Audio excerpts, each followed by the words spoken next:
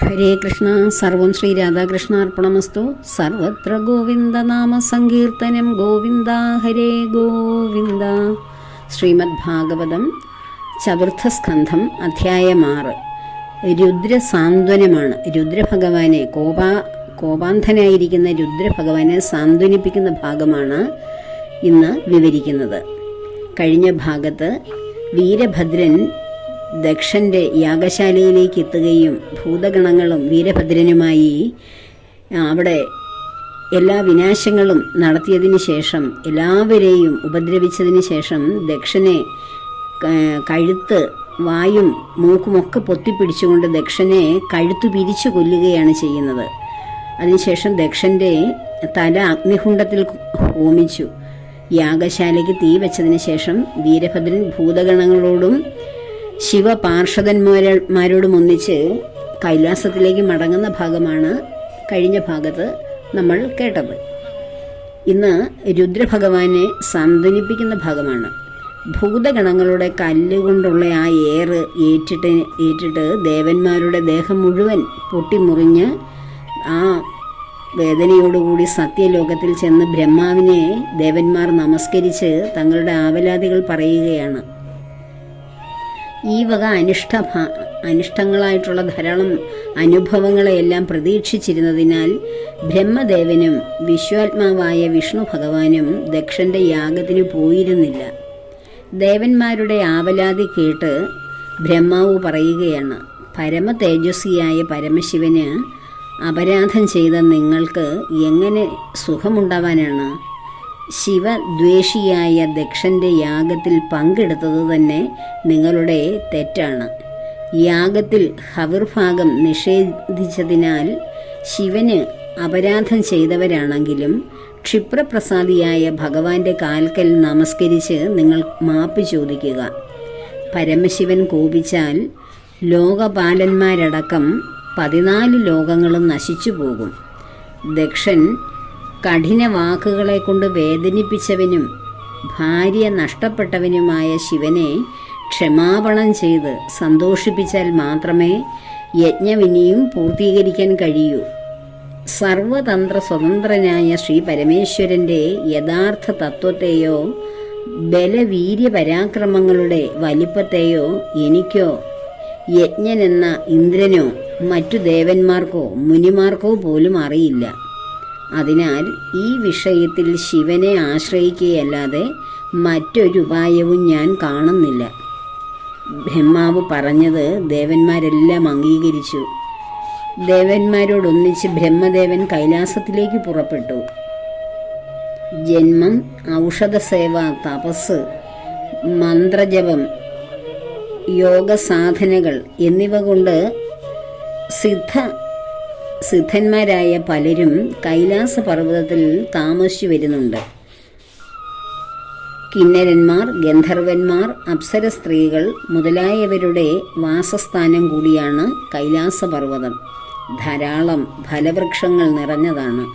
പുഷ്പസമൃദ്ധമായ വള്ളികളോടും ചെടികളോടും കൂടിയതാണവിടം.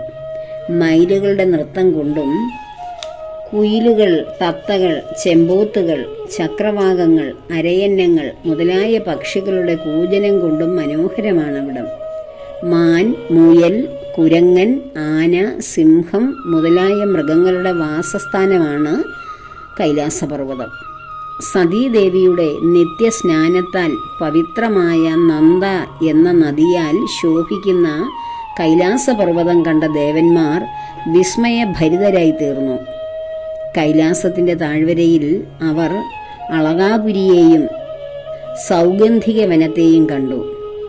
അളകാപുരിയുടെ ഇടത്തും വലത്തും ഭാഗത്തിലൂടെ നന്ദ, അളകനന്ദ എന്നീ നദികൾ ഒഴുകിക്കൊണ്ടിരിക്കുന്നു. വെള്ളി, സ്വർണം, രത്നങ്ങൾ എന്നിവ കൊണ്ട് നിർമ്മിക്കപ്പെട്ട അനേകം മണിമാളികകളോട് കൂടിയതും യക്ഷന്മാരുടെയും യക്ഷസ്ത്രീകളുടെയും അവരുടെ രാജാവായ കുബേരൻ്റെയും വാസസ്ഥാനമാണ് അളകാപുരി. ദേവന്മാർ അളകാപുരിയെയും കടന്ന് സൗഗന്ധിക വനത്തിലെത്തി. ധാരാളം പുഷ്പങ്ങളും വൃക്ഷങ്ങളും നിറഞ്ഞതും കുയിലുകളുടെ മനോഹര കൂജനങ്ങളാലും മയിലുകളുടെ നൃത്തത്താലും കളഹംസങ്ങളുടെ കളകളനാദത്താലും മനോഹരമായിരുന്നു സൗഗന്ധിക വനം. അതിൽ ധാരാളം താമരപ്പൂക്കൾ നിറഞ്ഞ സരസ്സുകളുണ്ടായിരുന്നു. കാട്ടാനകൾ ശരീരം കൊണ്ട് ഉരച്ചു പൊളിച്ച ഹരിചന്ദന വൃക്ഷത്തിൽ തട്ടിവരുന്ന മന്ദമാരുതൻ യക്ഷവനിതകളുടെ മനസ്സിനെ ക്ഷോഭിപ്പിക്കുന്നതായിരുന്നു. വൈഢൂര്യക്കല്ലുകൾ പതിച്ച കൽപ്പടവുകളോടുകൂടിയ തടാകങ്ങൾ സൗഗന്ധിക വനത്തിൻ്റെ ശോഭയ്ക്ക് മാറ്റുകൂട്ടുന്നു. ആ വനത്തെയും കടന്നു മുന്നോട്ടു പോയ ദേവന്മാർ ഒരു വലിയ പേരാൽ മരം കണ്ടു. പക്ഷിക്കൂടുകളില്ലാത്തതും നല്ല തണലുള്ളതും താഴേക്ക് ചൂട് ബാധിക്കാത്തതുമായിരുന്നു ആ പേരാൽ വൃക്ഷം. ആ മരത്തിന് ചുവട്ടിൽ കോപം വെടിഞ്ഞിരിക്കുന്ന അന്തകനെ പോലെ ശാന്തനായിരുന്ന പരമശിവനെ ദേവന്മാർ കാണുന്നു. ജന്മന സിദ്ധന്മാരായ സനകാദി മുനിമാരും കുബേരനും ശിവനെ സേവിച്ചിരുന്നു. ഉപാസന, ചിത്തത്തിൻ്റെ ഏകാഗ്രത, യോഗം എന്നിവയെ അവലംബിച്ചവനും ലോകത്തോടുള്ള വാത്സല്യത്താൽ എല്ലാവരുടെയും ക്ഷേമത്തിനായി തപസ്സനുഷ്ഠിക്കുന്നവനുമായിരുന്നു മഹാദേവൻ. ഭസ്മം, ജട, മാൻതോൽ എന്നിവ ധരിച്ചവനും ശിരസിൽ ചന്ദ്രകലയോടു കൂടിയവനുമായിരുന്നു ഭഗവാൻ. ദർഭപ്പുൽപ്പായയിൽ ഇരുന്ന് നാരദ മഹർഷിക്ക് ജ്ഞാനോപദേശം ചെയ്യുകയായിരുന്നു ശ്രീ പരമേശ്വരൻ.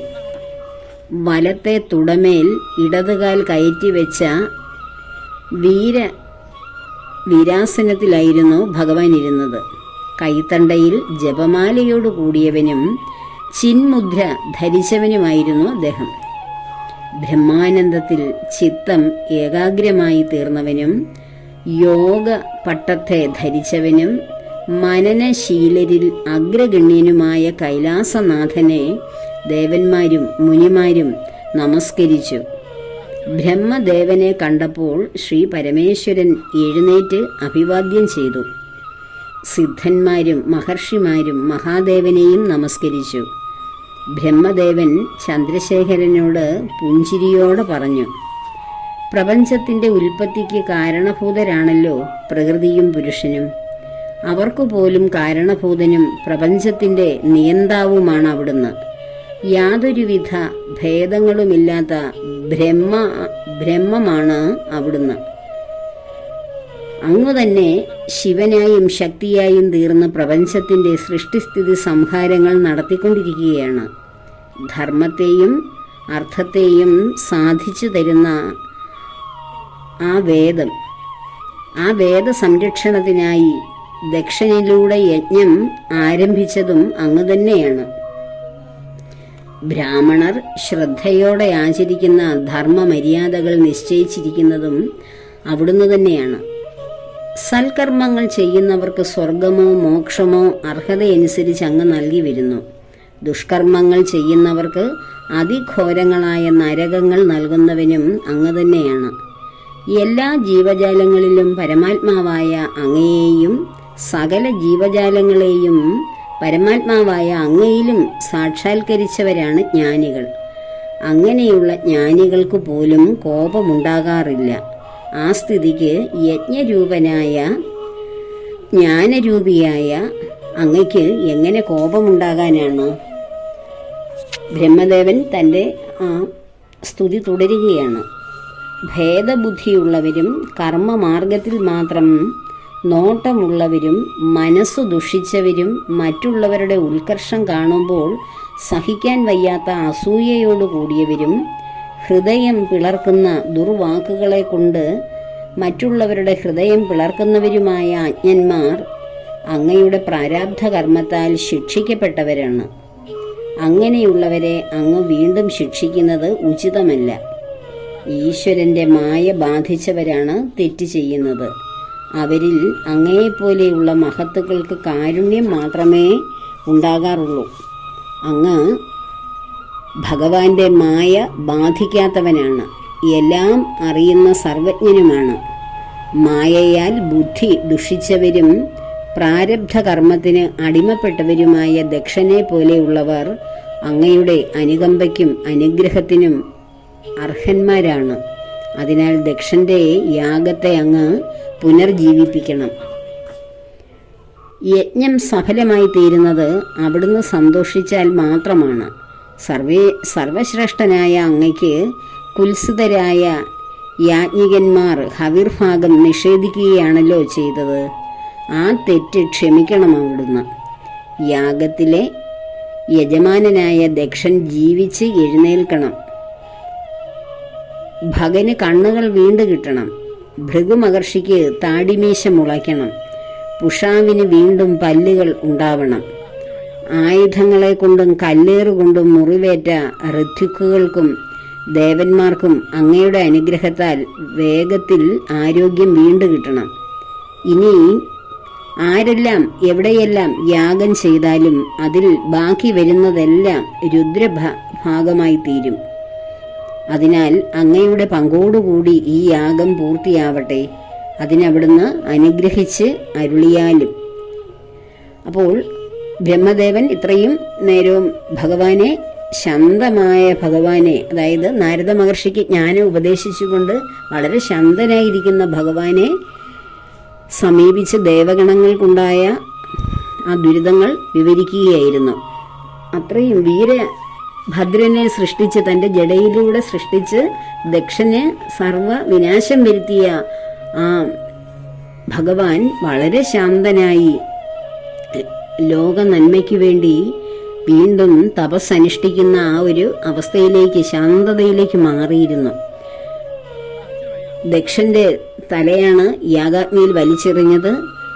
അതിനുശേഷം ഭഗൻ എന്ന മഹർഷിയുടെ കണ്ണുകൾ ചൂഴ്ന്നെടുത്തു. ഭൃഗു മഹർഷിയുടെ താടിമീശകളെല്ലാം വലിച്ച് പറിച്ചു. പുഷാവിൻ്റെ പല്ലുകളെല്ലാം അടിച്ചു ഒഴിച്ചു. ആയുധങ്ങളെ കൊണ്ടും കല്ലുകൾ കൊണ്ടും അവിടെ കർമ്മങ്ങൾ അനുഷ്ഠിച്ചിരുന്ന ഋതുക്കൾക്കും ദേവന്മാർക്കുമെല്ലാം ധാരാളം ഉപദ്രവങ്ങൾ ഉണ്ടായി. ഇതെല്ലാം മാറി വീണ്ടും എല്ലാവർക്കും ആരോഗ്യവും നഷ്ടപ്പെട്ട അവയവങ്ങൾ വീണ്ടു കിട്ടുകയും ഒക്കെ വേണം എന്ന് മഹാശിവനോട് ബ്രഹ്മദേവൻ അരുളി ചെയ്യുകയാണ്. വീണ്ടും ലോക നന്മയ്ക്ക് വേണ്ടി വേദങ്ങളാൽ വിരചിതമായ, വേദങ്ങൾ എന്ന് വെച്ചാൽ ഭൗതിക ലോകത്തെ കർമ്മങ്ങളിലൂടെ നമുക്ക് സമ്പത്തും ഐശ്വര്യവും നേടിയെടുക്കുവാനുള്ള ജ്ഞാനമാണ് അതിൽ പറഞ്ഞിരിക്കുന്നത്. അതിൻ്റെ ഉയർച്ചയ്ക്ക് വേണ്ടിയായിരുന്നു ദക്ഷൻ യാഗം വേദ വിധിപ്രകാരം നടത്തി വരികയായിരുന്നു. അത് പൂർത്തീകരിക്കേണ്ടത് ലോക നന്മയുടെ ആവശ്യമാണ്. അപ്പോൾ ജീവൻ നഷ്ടപ്പെട്ട ദക്ഷൻ വീണ്ടും അദ്ദേഹത്തിന് ജീവൻ കൊടുക്കുകയും ആ യജ്ഞം പൂർത്തീകരിക്കുകയും വേണമെന്നാണ് ഇവിടെ ബ്രഹ്മദേവൻ ശിവഭഗവാനോട് അരുളി ചെയ്യുന്നത്. ഇതാണ് ചതുർത്ഥ സ്കന്ധം 6-ാം അധ്യായം. ശിവഭഗവാനെ ശാന്തനാക്കിക്കൊണ്ടുള്ള ആ ഒരു സംഭാഷണമാണ് നടന്നത്. അടുത്ത ഭാഗം ദക്ഷയജ്ഞ സന്ധാനമാണ്. അത് 7-ാമത്തെ അധ്യായം. അത് അടുത്ത ഭാഗത്ത് നമുക്ക് വിവരിക്കാം. എല്ലാം ഭാഗവതം, ഭഗവാന്റെ ഹൃദയമായിരിക്കുന്ന ഈ ഭാഗവതത്തിലെ എല്ലാ ഭാഗങ്ങളും, പ്രത്യേകിച്ച് ഈ ശിവരാത്രി വ്രതവുമായി അടുത്തു വരുന്ന ശിവരാത്രിയോടനുബന്ധിച്ച് ഈ ഭഗവാനും സതീദേവിയും ഒക്കെ ഉള്ള നന്ദികേശനും എല്ലാം ആയിട്ടുള്ള ആ കൈലാസ പർവ്വതത്തിലെ ഭഗവാന്റെ ആ കാര്യങ്ങൾ, കഥകൾ എല്ലാം ഭാഗവതത്തെ അടിസ്ഥാനമാക്കിയുള്ള ഈ കാര്യങ്ങളെല്ലാം മനസ്സിലാക്കുകയും അത് കേൾക്കുകയും ചെയ്യുന്നത് വളരെ ശ്രേഷ്ഠമാണ്. ശിവ ഭഗവാന്റെ അനുഗ്രഹത്തിനും കലിസന്ധരണത്തിനും ഇത് ഏറ്റവും ഉത്തമമാണ്.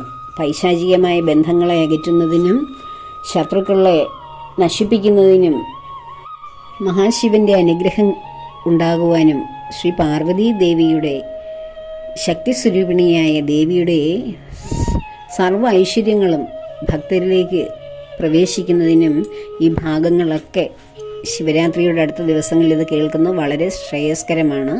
സർവകർമ്മങ്ങളിലും ഭഗവാന്റെയും ദേവിയുടെയും പത്മപാദങ്ങളിൽ സമർപ്പിക്കുന്നു. ലോകാ സമസ്ത സുഖിനോ ഭവന്തു. സർവത്ര ഗോവിന്ദ നാമ സങ്കീർത്തനം. ഗോവിന്ദ ഹരേ ഗോവിന്ദ.